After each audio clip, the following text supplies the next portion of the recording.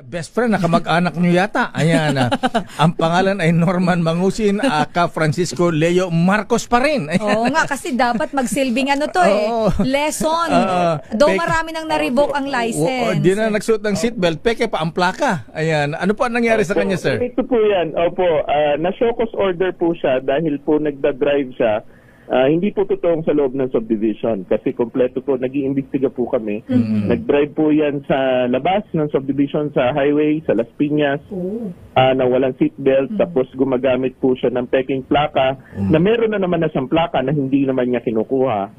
Pangalawa, marami po siyang mga, siya na rin sa sarili niya. Ang dami niya mga vlog na violation, overspeeding, marami po. Pinagmamalaki pa. Niya. Ngayon, kami naman, hindi naman namin pinapatulan yung mga ganyang mga banat niya.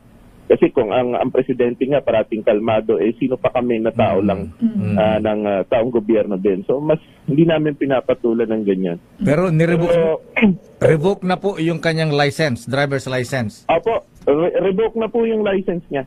Revoke na po yan. Hindi na po yan makakapagmaneho. Kaya sa amin po hindi namin pinapatulad. Saka po ako animal advocate po ako Yun pong mga sa amin sa Batangas, yun pong mga aso na nababangaw, ginagamot at kinukulong. Kailangan gumaling. Para isang kaibigan natin sabi niya, naku, sa ano lang ako pumapatol? Sa tao lang? Hindi ako pumapatol sa awan. Pero sana maging lesson sa mga kababayan natin sumunod sa mga batas trapiko.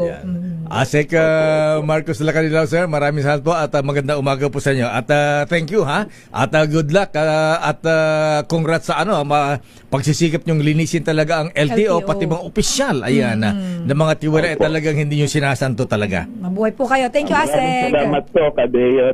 Thank you very much, sir.